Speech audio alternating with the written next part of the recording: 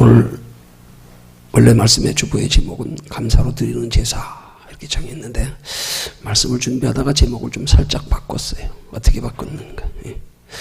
하나님을 영화롭게 하는 세 가지 감사의 제사 그렇게 바꿨습니다. 그래서 이 감사로 드리는 제사를 감사에 초점을 맞추지만은 감사에 초점을 맞추는 이후에 더 비중을 두어서 왜 우리가 감사로 제사를 드려야 하는가?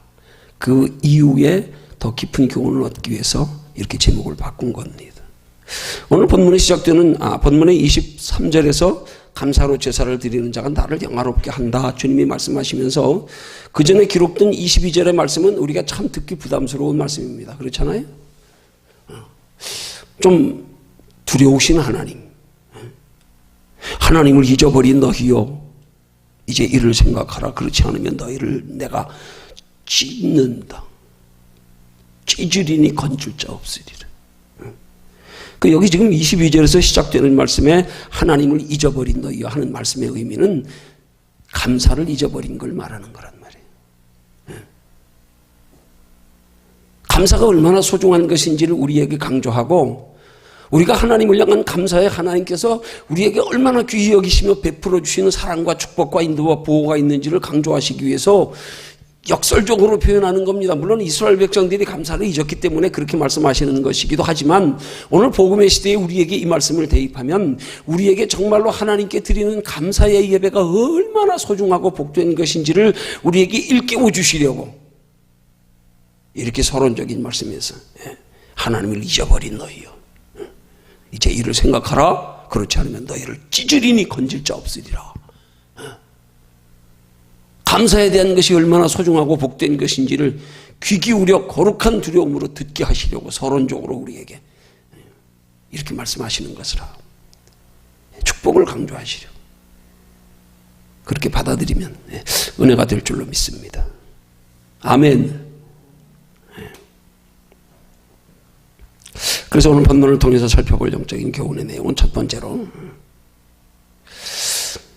하나님께서 우리에게 감사로 드리는 제사를 그렇게 영화롭게 한다고 말씀하시는데 그러면 먼저 전제로 감사로 드리는 제사가 어떻게 드리는 제사인가에 대해서 한번 살펴보고요. 그 다음 두 번째로 감사로 제사를 드릴 때에 하나님이 영화롭게 하신다는 말씀의 그 의미가 무엇인지 거기에 또한 초점을 맞추어서 살펴보고 마지막 세 번째로는 감사로 드리는 예배를 통하여 하나님께서 보이시는 구원이 어떤 구원인가 여기에 대해서 살펴보면서 하나님을 영화롭게 하는 세 가지 감사의 제사 하는 제목으로 함께 은혜 나눕니다. 먼저 첫 번째로 살펴볼 것은 감사로 하나님께 제사를 드리라는 말씀에 이 감사로 드리는 제사 그게 어떻게 드리는 제사인가?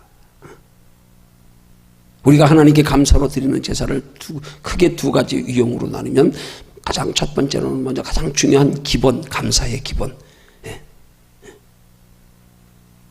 하나님께 감사하는 그 자체가 하나님이 기뻐 받으시는 예배라 그러는 거예요. 그래서 감사로 제사를 드리는 자가 이렇게 말하는 거예요. 감사로 제사를 드리는 자. 하나님이 받으시는 제사는 감사로 드리는 제사라 이 말이에요. 감사는 뭐예요? 제사라 이 말이에요. 그 제사라는 말이 뭐예요? 감사는 예배라 이 말입니다. 예배.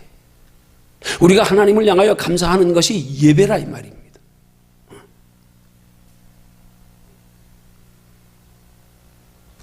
여러분 우리가 이 감사에는 두 가지 감사가 있는데 첫째는 마음으로 드리는 감사가 있고 두 번째는 행위로 드리는 감사가 있어요. 근데 이 행위도 마음에 없이 그냥 율법주의적인 율법에 준한 형식에 근거한 그런 그냥 행위로만 드리는 제사가 있는가 하면 이 마음으로 감사하는 마음에서 우러나와져서 나타나는 행위로 드리는 그런 감사의 제사가 있다 이 말입니다. 우리가 감사로 이 감사가 마음으로 하나님께 드리는 예배라면 제사는 행위로 하나님께 드리는 예배 이렇게 구분할 수가 있는 거예요. 하나님께서 기뻐 받으시는 감사는 마음으로 먼저 하나님께 감사하면서 그 마음에 감사하는 마음의 행위로 나타나는 거 그 마음이 예배의 행위로 나타나는 거 이게 하나님께 감사로 제사를 드리는 거라 이 말이에요.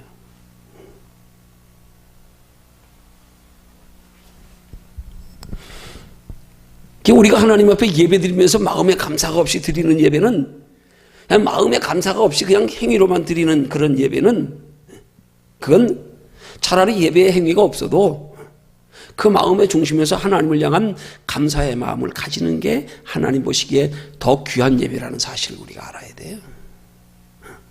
이렇게 드려지는 그냥 예배 자체로 중요한 게 아니라 이 예배보다 더 중요한 것, 너 이 예배 드리는 마음의 자세가 어떻냐 지금. 그걸 하나님은 먼저 보신다 이 말이에요. 그리고 그 마음에 연결되어져서 그 마음이 예배로 드려지는 거, 예배로 표현되어지는 거, 감사하는 마음으로 예배로 드리는 거. 그런 예배가 하나님을 영화롭게 하는 예배라는 말씀의 의미입니다. 그래서 그렇게 우리 마음에 먼저 전제로 하나님을 향한 감사로 드리는 예배를 가리켜서 하나님이 우리의 마음을 무엇보다도 중히 보시고 가장 소중히 보시고 우선으로 보시는 우리 예배의 태도의 첫 번째 요인, 그걸 꼽는 말씀을 사무엘상 16장 7절에서 하나님이 사무엘 선지자를 통하여 사울 왕의 뒤를 이어요 이스라엘에 세울 다윗을 기름 부어 세우시기 전에 하나님이 사무엘 선지자에게 하신 말씀입니다. 여호와께서 사무엘에게 이르시되 그 용모와 신장을 보지 말라, 내가 이미 그를 버렸노라 하면서 나의 보는 것은 사람과 같지 아니하니 사람은 외모를 보거니와 나 여호와는 중심을 보느니라 하면서 말제아들인 다윗을 하나님이 이스라엘의 왕으로 뽑게 하신 배경에 대한 말씀이 나오는 겁니다. 여러분, 하나님 앞에 이 감사로 드리는 예배를 로마서 12장 1절에서는 이렇게 말씀하고 있는 거예요. 너희 몸을 하나님이 기뻐하시는 거룩한 산 제사로 드려라. 이 몸으로 하나님이 기뻐하시는 거룩한 산 제사로 드리는 게 바로 우리를 먼저 하나님이 향한 우리 속에 감사의 마음을 가지고 그 마음이 하나님께 예배로 나타나는 행위, 더하여 그 감사하는 마음이 우리의 삶 속에서 삶의 모습으로 나타나는 행위, 그걸 우리 몸을 하나님이 기뻐하시는 거룩한 산 제사로 드리는 것이라고 말씀하는 거란 말이에요. 하나님이 기뻐 받으시는 온전한 예배는 가장 첫 번째 중요한 요인, 마음으로 감사가 있어야 한다. 그 감사가 구체적으로 어떤 감사인가는 이제 뒤에 가서 좀 더 깊이 설명하려고 합니다. 먼저 마음으로 감사가 있으면서 그 감사의 마음이 행위로 나타나야 된다 이 말이에요. 그 감사의 마음이 예배로 나타나야 된다 이 말이에요. 그 감사의 마음이 없이 드려지는 행위, 감사의 마음 없이 드려지는 예배, 하나님 받지 않으신다는 거예요. 그래서 하나님은 앞서 전제로 22절의 말씀에서 이스라엘 백성들을 향하여 저들이 하나님 앞에 제사를 드리면서도 제사의 속에서 먼저 하나님 앞에 지녀야 할 감사의 자세가 없이 제사를 드리니까 하나님을 잊어버린 너희라고 말씀하고 너희를 찌질이라 그렇게 말씀하시는 거예요. 감사가 얼마나 소중한 건지를 우리에게 가르쳐 교훈하려고, 감사가 얼마나 복된 것인지를, 얼마나 중요한 것인지를, 예배의 요소 중에서 가장 중요한 것 마음의 감사다. 이거 없는 예배는 이스라엘 백성들이 하나님을 향한 감사 없이 드리는 형식적인 예배와 같다. 그 감사 없이 드리는 예배를 하나님이 얼마나 싫어하시면, 얼마나 진노하시면 찢을 자가 없으리라, 건질 자가 없으리라. 하나님을 잊어버린 너희여, 이렇게 말씀하고 있는 거란 말이에요. 감사의 소중함을 우리에게 강조하시려고. 여러분, 진짜 우리 속에서 하나님 앞에 마음속에 진정한 감사가 있으면요, 그러면 자연적으로 그 감사는 자연스럽게 행위로 나타나게 돼 있어요. 자연스럽게.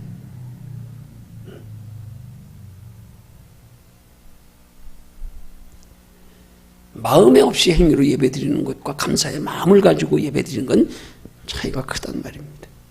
우리 속에서 먼저 감사의 마음으로 예배드릴 때 하나님이 운행하시는 거예요. 그 감사의 마음으로 예배드리는 사람 속에 하나님이 그 속에서 마음을 다스려 주장하신다고요. 그래서 변화가 있게 하시고, 소망이 있게 하시고, 평안이 있게 하시고, 하나님의 은혜를 잘 깨닫는 지혜가 있게 하시고. 뭐가 있을 때요? 감사의 마음으로 예배드릴 때. 우리 속에 감사의 마음이 없으면 예배를 드리면서도 변화가 없어요. 왜? 감사의 마음이 없으면 하나님을 잊어버린 너희라 그러거든요. 감사의 마음이 없이 예배 드리면 말씀이 우리 속에 레마의 음성으로 들리질 않아요. 변화가 있을 수가 없어요. 그렇게 감사의 마음 없이 예배 드리는 걸 성전 마당 뜰만 밟는다 그러는 거예요.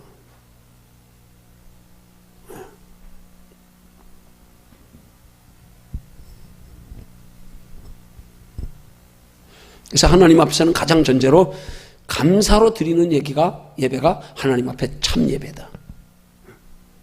이 감사에 드리는 예배가 하나님을 영화롭게 한다. 그렇게 말씀하는 거란 말이에요.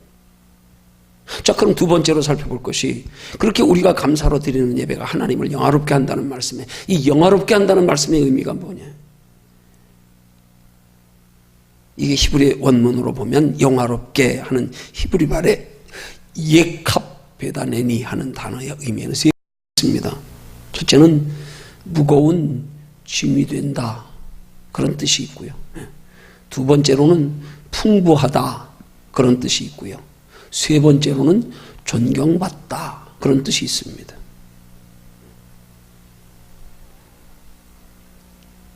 감사로 드리는, 예배 드리는 자를 하나님이 영화롭게 한다는 말을 이 히브리 원문의 의미에 준해서 세 가지로 우리가 살펴보면, 첫 번째로는 감사로 드리는 예배가 하나님께 무거운 짐이 된다는 뜻이에요. 좀 표현이 이상하지요? 비유적인 표현인 거예요.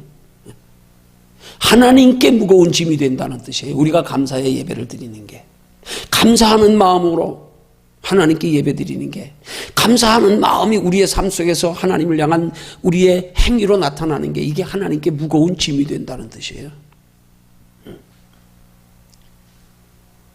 이 무거운 짐이 된다는 표현을 다른 표현으로 성경은 또 말하기를, 하나님께서 감사로 예배 드리는 자에게 빚을 지신 심정이 된다, 그런 뜻이 되게 돼요. 그렇게 표현되게 돼요. 내가 너에게 빚졌다. 그래서 내가 너희의 감사로 드리는 우리의 행위나 기도나 예배를 하나님이 갚으신다, 그렇게 말씀하시기도 합니다. 내가 갚으리라.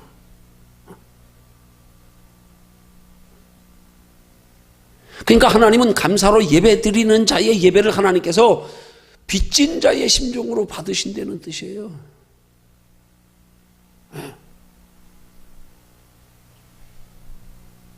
이런 표현은 하나님께 감사의 마음으로 예배하며, 그렇게 감사의 행위로 하나님께 우리의 삶의 행위를 나타내 보이고, 또 예배드리는 그런 자들을 하나님이 얼마나 기뻐하시는지를 단적으로 보여주시는 거예요. 얼마나 기뻐하시는지. 하나님이 그런 사람들에게 내가 빚을 졌다, 내가 반드시 갚아주리라, 내가 너에게 과분한 선물 받았다, 내가 무거운 짐이 된다. 감사를 그렇게 하나님이 기뻐 받으신다는 비유적인 표현이란 말입니다.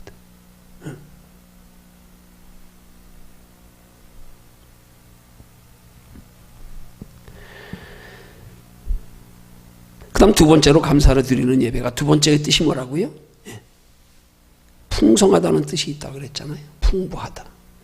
그 말은 감사로 하나님께 예배 드리는 자에게 하나님께서 풍성한 은혜와 축복을 주신다, 그런 뜻이에요. 하나님이 풍성하게 주신다. 그 풍성하게 주신다는 말씀의 의미가 뭐겠어요? 영육간에 풍성하게. 우린 자꾸 육신의 것만 생각할 때가 많잖아요.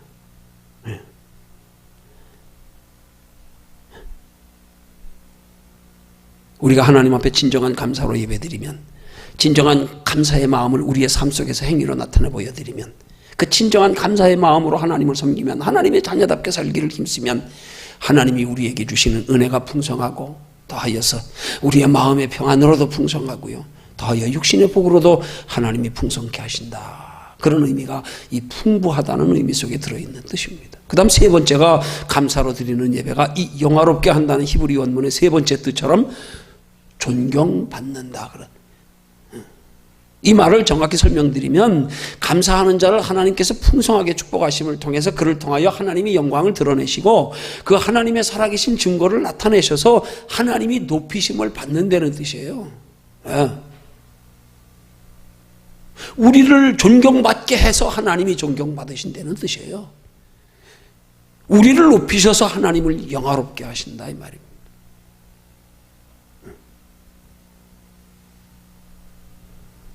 우리가 감사로 하나님께 예배하는, 감사로 하나님을 섬기는, 감사로 하나님의 자녀답게 살아가는 우리 믿음의 행위가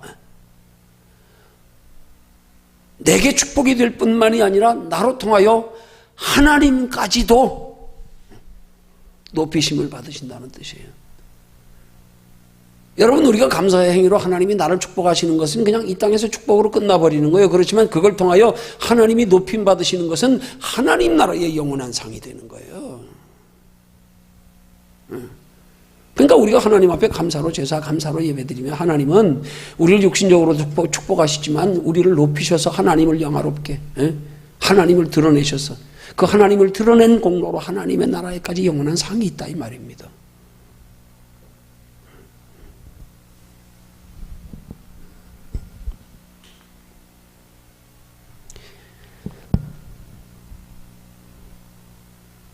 자, 그럼 마지막 세 번째 중요한 교훈입니다. 그러면 감사로 드리는 예배를 통하여 하나님이 보이시는 구원이 어떤 구원이에요? 오늘 본문 23절 하반절에 말씀하지요. 그 행위를 옳게 하는 자에게 내가 하나님의 구원을 보이리라. 감사로 드리는 게 뭐라고요? 하나님을 영화롭게 하는 것이고 그 다음은 뭐라고요? 그 행위를 옳게 하는 거래요. 감사하는 마음으로 하나님께 예배드리고 감사하는 마음으로 우리의 삶 속에서 그 감사가 우리의 삶의 행위로 나타내 보여지고 그 감사하는 마음으로 하나님의 뜻대로 살기를 힘쓰는 것, 그의 행위를 옳게 하는 거래요. 그리고 그들에게 하나님의 구원을 보이신대요.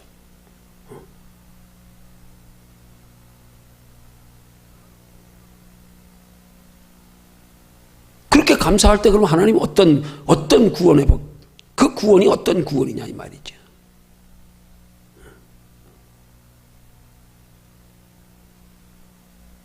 왜 감사로 그 행위를 옳게 하는 자에게 하나님의 구원을 보이리라 말씀하실까? 왜 구원을 보이리라 그렇게 말씀하실까? 그냥 축복하신다 그러면 될 텐데. 여기 중요한 영적인 의미가 들어있습니다. 여러분, 누가복음 17장 11절 이하에 보면 예수께서 10명의 문둥병자를 고치신 사건의 내용이 기록된 것을 우리 보게 됩니다.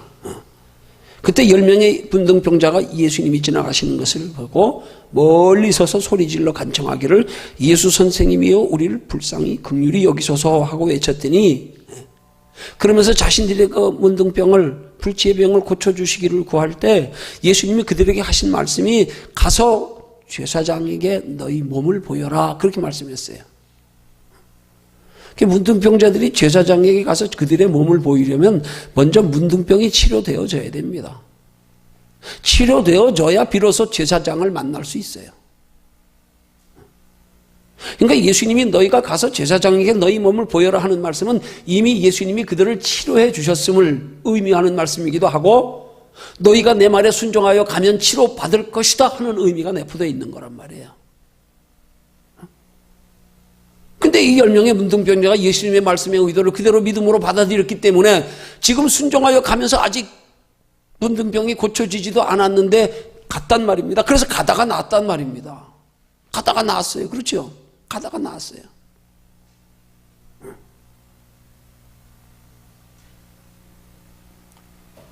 그런데 10명의 문둥병자가 가다가 나았는데, 그럼 가다가 나았으니까 그 다음엔 어떻게 해야 돼요? 예수님 말씀처럼 이제 가서 제사장에 보이는 것만 남았단 말입니다. 이제 제사장에게 가서 정결함의 선언을 받아야 돼요.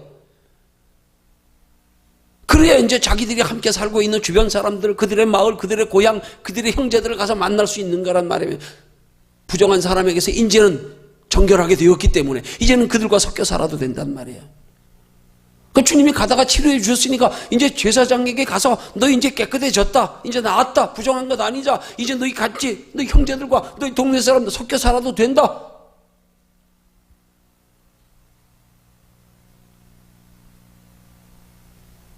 먼저 제사장에게 판결을 받아야 된단 말이에요.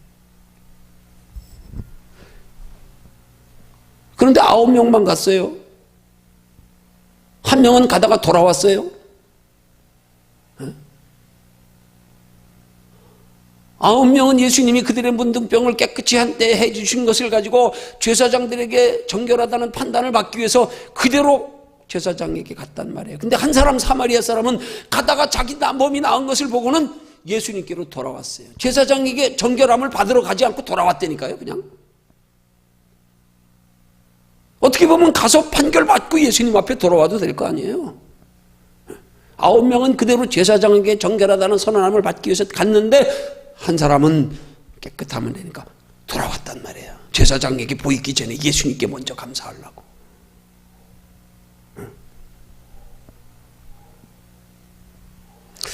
근데 여기 중요한 성경 구절이 있거든요.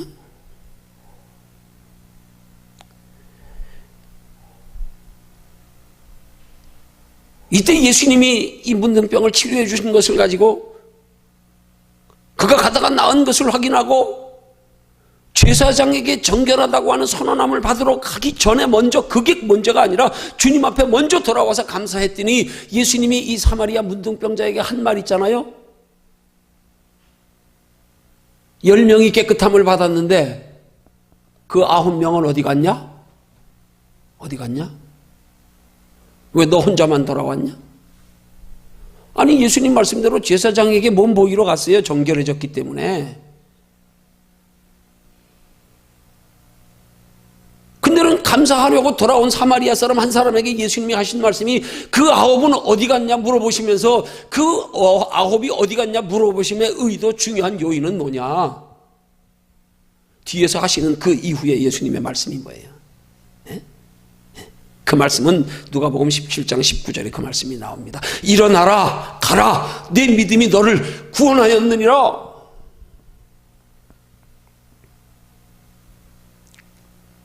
문둥병은 10명이 치료받았어요. 근데 영혼이 구원함에 믿음의 구원함을 받은 사람은 사마리아 사람 한 사람이었단 말이에요.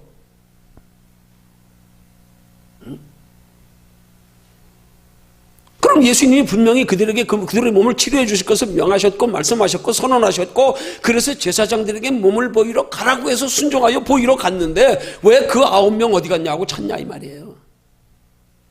그 말씀 속에 들어있는 주님의 영적 깊은 교훈의 의도가 있어요. 예수님이 10명의 문둥병자를 치료해 주실 때 예수님의 궁극적 목적은 그 불치의 병에서 나음을 통하여 예수가 하나님의 아들 되심을 알고 그들로 구원받게 하는 게 목적이었지, 문둥병 치료해 주는 게 목적이 아니었단 말이에요.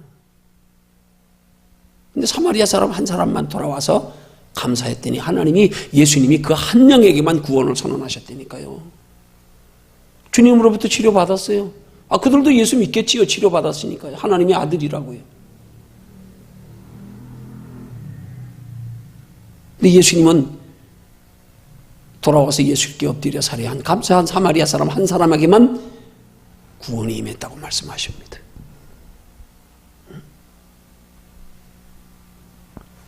뭐 9명의 사람이라고 구원 감사 안 했겠어요?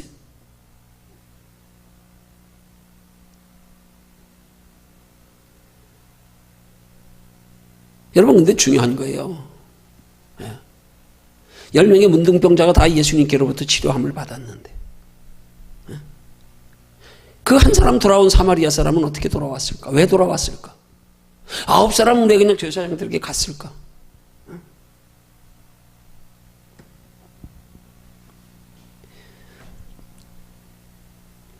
이걸 우리가 깊이 생각해 보려면 여기서 우리는 예수님이 공생애를 시작하시면서 어획의 기적을 통하여 베드로를 부르신 사건을 통하여 우리 보면 이 문둥병 가운데서 치료받고 예수님께 돌아오는 한 사람의 믿음과 그냥 제사장에게 정결하며 선언을 받기 위해서 제사장에게로 향하여 그대로 간 9사람의 믿음의 차이가 드러나는 거예요.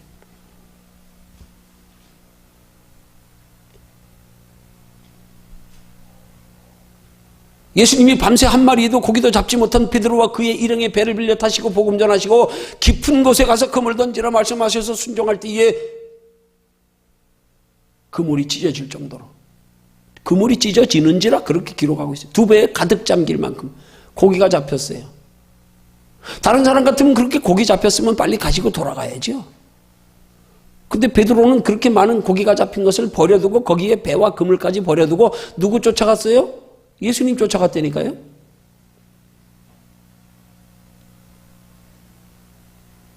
예수님이 베드로에게 어에게 기적을 베풀어 준 의도와 목적을 알았기 때문에 그런 거예요. 그걸 한마디로 표현하면 예수님이 베드로에게 어에게 기적을 베풀어 주신 의도와 목적은 그걸 통하여서 예수가 하나님 아들이 되심을 알고 구원의 주가 되심을 알고 예수 쫓게 하시려고, 그 의도를 베드로가 깨달은 거예요. 하나님의 은혜로.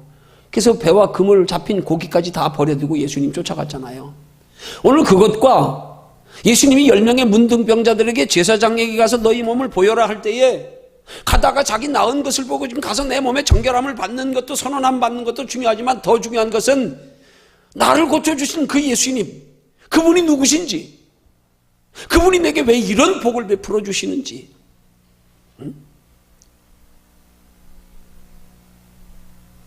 거기에 먼저 감사하려고 제사장에게 몸 보이는 게 먼저가 아니라 그분 찾아가서 감사하는 게 먼저다.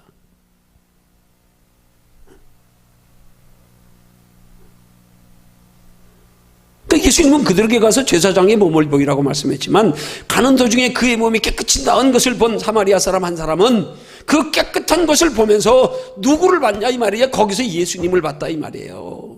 거기서 뭐가 생각났냐? 예수가 생각났단 말이에요. 다른 9사람들은 깨끗하가 되었으니까 이제 설레는 마음으로 이제 고향에 돌아가도 되겠구나, 이제 식구들 만날 수 있구나, 이제 나도 똑같이 일반 평범한 사람들과 똑같이 섞여서 이제 그들과 이제 살면 되겠구나, 자기의 나은 몸을 보고 기뻐하며 달려갔을지 모르지만 사마리아 사람 한 사람은 자기의 예수님의 치료해 주심을 보고 거기서 예수를 발견했단 말이에요. 베드로가 그에게 기적을 통하여 주님이 누구신지를 발견했기 때문에 버려두고 쫓아간 것처럼 빨리 가서 제사장에게 정결함을 보이는 게 먼저 아니겠어요? 이치적으로는. 근데 예수님께 먼저 돌아왔단 말입니다. 그랬더니 예수님이 그 한 명만 오늘 내게 구원이 이르렀대요.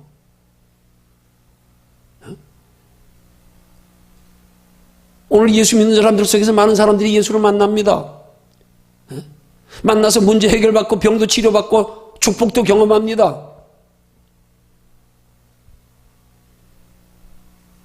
근데 그런 그리스도인들 가운데서 예수님께로 돌아오는 사마리아 사람이 있는가 하면 그 축복에 머물러 안주하고 그 축복에 떠나가서 예수보다 세상 것이 더 좋아서 사는 9명의 사람들이 있단 말입니다. 다 예수님께 복을 받았어요. 다 믿음 대단했지요. 어떻게 고쳐주지도 않았는데 갑니까? 그걸 믿음으로. 아니 고쳐주셔야 갈 거 아니에요. 고쳐주셔야. 제사장에게 부정한 몸을 가지고 어떻게 갑니까? 치료해 주신 다음에 가라 그래야지. 그 믿음으로 가다 놨다니까요. 10명이 다요. 믿음 대단하잖아요. 그 정도면. 아니 문둥병도 안 낫는데 제사장에게 몸을 보이러 가려면 가다가 부정한 사람이라고 돌에 맞을 수도 있어요. 죽을 수도 있어요. 제사장이 뭐 바깥에 한가한데 뭐 아무도 없는데 그냥 뭐 기다리고 있습니까? 대단한 믿음 아니에요. 순종하여 가는 것도. 근데 하나님, 예수님께서 그 사마리아 사람 한 사람에게 베풀어 주신 하나님의 그 기적, 그 은혜, 그 병치료. 베드로가 어에게 기적을 통하여 다 버려두고 주님 쫓아간 것처럼 지금 병이 났으면 제사장에 가서 먼저 보이는 게 먼저인데 지금 영혼의 주님 그분이 누구신가를 그가 깨달아 알고 만나고 믿어지니까 주님 앞에 그냥 돌아와 버렸단 말이에요. 돌아와 버렸단 말이에요.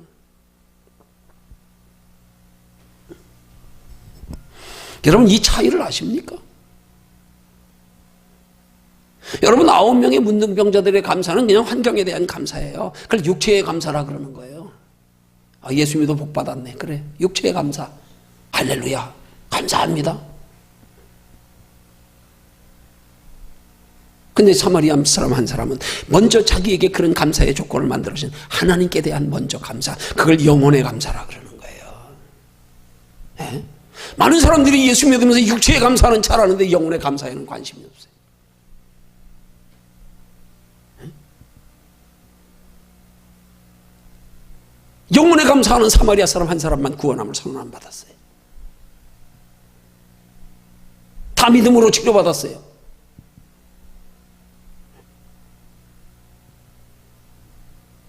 이렇게 볼 때 감사라고 하는 성경적인 바른 믿음의 감사, 하나님을 영화롭게 하나님이 우리의 감사를 무거운 짐으로 받아주셔서 빚진 심정으로 우리를 축복하시는 감사는요 영혼의 감사입니다. 하나님이 육신에 복 주셨다고 머물러 안주하지 않고요, 베드로처럼 육신의 축복을 통하여 하나님의 아들 되심을 만나고 변화되고 나니까 인생의 가치관이 변했는데 다 버리고 주님 쫓아간 것처럼. 지금 문둥병에서 치료받았으면 빨리 제사장에게 정결함을 받는 게 우선임에도 불구하고 제사장에게로 가지 않고 주님께로 돌아온 사마리아 사람 한 사람처럼요. 영혼에 감사하는 사람이요. 영혼에 대한 감사로 예배하는 자요. 영혼에 대한 감사로 하나님을 향하여 그 감사를 삶의 생활 속에서 나타내 보이는 자들요. 영혼에 대한 감사 때문에요. 육신에 대한 감사 때문이 아니라 영혼에 대한 감사가 앞서서.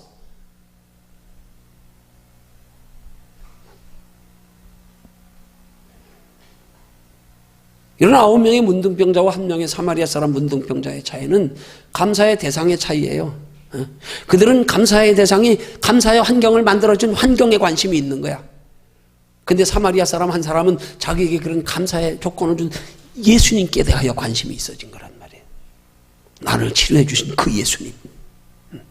다른 사람들은 나를 치료해 주셨기 때문에 치료해 주신 것에 대한 감사와 함께 치료해 주셨으니까 그 치료해 주신 것에 대한 기쁨과 소망과 기대를 가지고 달려가는 사람들.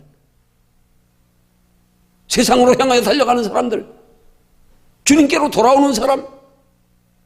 육체의 감사, 영혼의 감사. 하나님께 무거운 짐이 되게 하는 감사가 어떤 감사냐? 하나님께 풍성한 복을 받는 감사가 어떤 감사냐? 영혼에 감사하는 자예요. 그런 축복과 응답의 체험을 통하여서 우리의 신앙관이, 인생관이, 가치관이 뒤집어져서 내가 이제 어떻게 살아야 되는지 알았다. 무엇을 위해 살아야 되는지 알았다. 그 영혼에 감사할 줄 아는 거예요. 이게 하나님을 영화롭게 하는 감사란 말입니다. 이 시대에 얼마나 많은 그리스도인들이 육신에 대한 환경에 대한 물질에 대한 자기가 바라고 소원하는 것에 대한 감사는 차고 넘쳐요. 넘쳐요. 그냥 잘해요. 감사해요. 뭐. 그 감사에 대한 기도로 신앙생활도 열심히 잘하고요.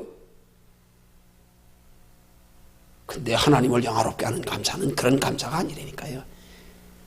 그보다 앞서서 먼저 영혼에 대한 감사, 내게 영원한 생명 주신 것에 대한 감사, 내 인생이 어디서 와서 어디로 가는지를 알게 내 인생의 가치관을 변화시켜 주신 감사. 그런 감사를 하는 사람들은 버려두고 주님 쫓아가는 베드로처럼 제사장에게 가서 정결한 몸을 보이는 게 우선이 아니라 돌아와서 예수님 앞에 살해하는 게 우선이다.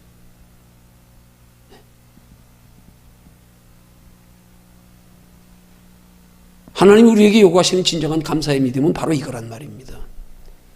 영혼에 대한 감사로 신앙생활하는 사람, 영혼에 대한 기대와 소망으로 신앙생활하는 사람들이, 육체보다 영혼을 더 사랑하며 소중히 여기는 믿음이 되는 거예요. 이게 하나님을 향한 진정한 감사라 이 말이에요. 그게 진짜 하나님께 대한 감사예요. 그냥 복 주신 거에 감사하는 건 그건 세상에 대한 감사예요. 그냥 그런 감사로 누리며 사는 사람들은 인생의 가치관에 변화가 없는 거야. 아직 거기 머물러 있는 거예요. 그냥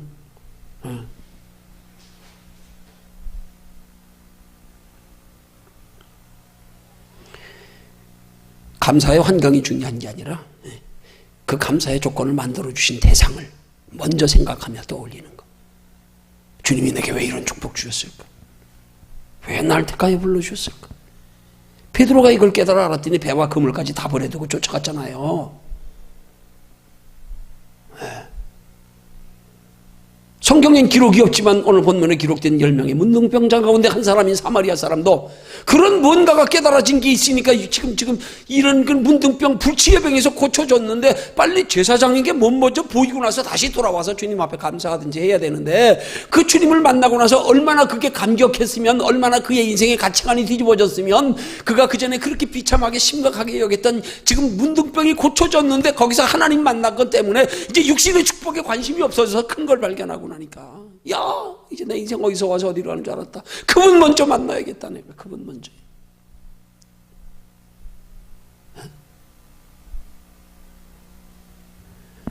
여러분 예수 믿고 나서 이 두 갈래 길이에요. 사람들이 전부요. 이 두 갈래 길이에요. 여기서 갈라져요. 여기서요. 예수 믿은 것으로 육신의 축복에 머물러 있는 사람들, 예수 믿는 것으로 하나님을 만나고 나서 그 인생의 가치관이 변화되어서 이제 영혼을 위해서 사는 사람들, 영혼을 더 소중히 여기는 사람들, 영혼에 감사하는 사람들 갈라진다니까요. 하나님을 영화롭게 하는 감사는 영혼에 대한 감사란 말입니다. 육체보다 영혼의 소중함을 알고 그렇게 감사하는 사람이 물과 성령으로 거듭난 사람들입니다. 인생의 가치관이 변화된 사람들입니다. 그런 감사가 하나님을 영화롭게 하는 감사란 말이에요. 기껏 예수 믿어가지고 뭐 좀 소원하는 거 이루고 복이나 받았다고 감사합니다. 아니요. 그건 하나님을 그거 하나님이 그런 감사에 무슨 그렇게 무거운 짐이 됩니까? 한번 생각해 보세요. 아니 그만큼 감사의 조건 베풀어 줬으면 됐지 뭘.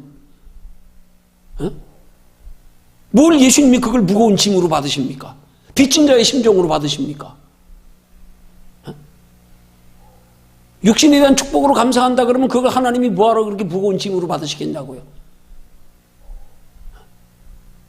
영혼에 대한 감사 때문에. 그 영혼에 대한 감사가 뭘 의미하는 거예요? 그 영혼이 하나님이시고 이제 내가 이런 사건이 계기가 되어서 내가 주님을 만났기 때문에 이제는 날 위해 살지 않는다. 사도 바울의 신앙 고백처럼 이제 주를 위해 산다. 영혼 위해 산다.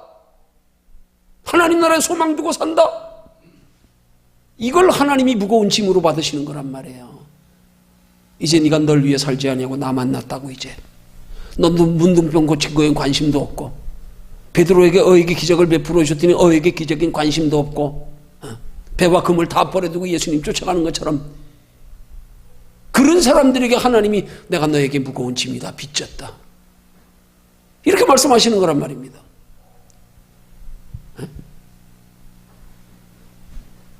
어떤 감사가 하나님을 영화롭게 하는 감사인가? 이거 우리 똑바로 알아야죠. 그렇게 감사하는 자에게 하나님이 영화롭게 하시겠다는 거예요.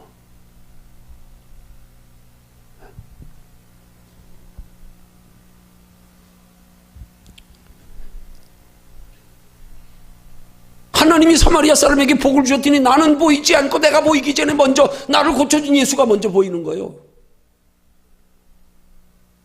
얼마나 많은 그리스도인들이 하나님이 복 주시고 나면 하나님 복 주시는 하나님은 안 보이고 내게 주신 복만 보여. 이 차이요. 이걸 복음적으로 거듭남의 차이라 그러는 거예요.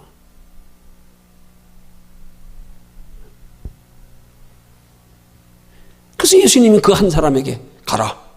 내 믿음이 너를 구원하였느니라. 9명은 문둥병에서 불치병에서 치료 안 받고도 구원함 선언 받지 못했어요.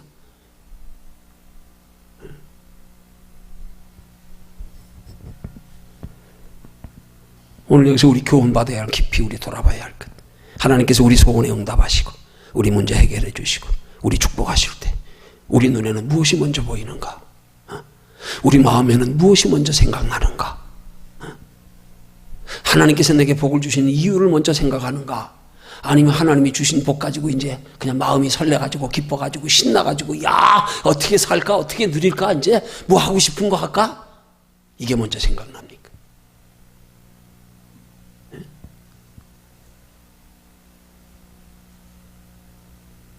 하나님을 영화롭게 하는 감사는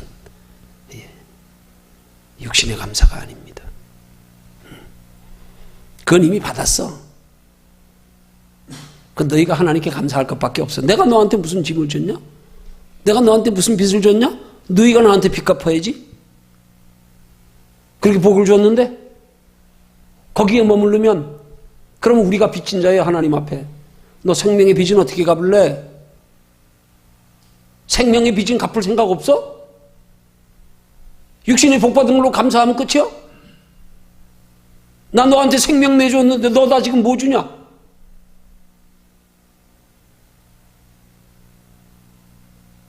영혼에 대한 감사 없이 육신에 대한 감사만 가지고 그게 어떻게 하나님을 영화롭게 합니까? 거기에 어떻게 하나님이 무거운 짐을 진다 말씀하십니까? 거기에 어떻게 하나님이 내가 너에게 빚졌다 말씀하십니까? 거기에 어떻게 하나님이 내가 갚으리라 그래요? 뭘 더 갚아야 돼요? 뭘 더 갚아야 돼요? 영원한 생명 주셨어요. 육신의 질병까지 고쳐주셨어요. 소원 이루어줬어요. 뭘 더 갚아야 돼요? 하나님이요. 뭘 갚아야 돼요? 도대체?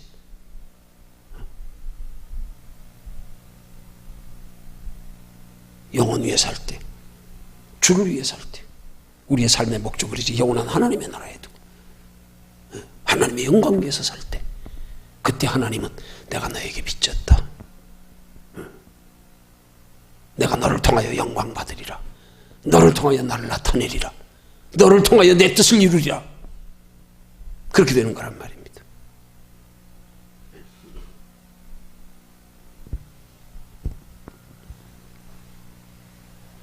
하나님을 영화롭게 하는 감사의 결론은 영혼에 감사합니다. 변화된 가치관에 감사합니다.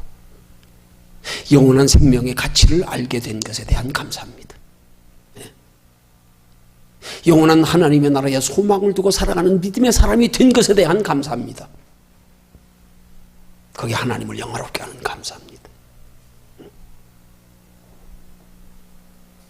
오늘 그런 감사로 사는 저와 여러분들 되시기를 주님의 이름으로 축원합니다.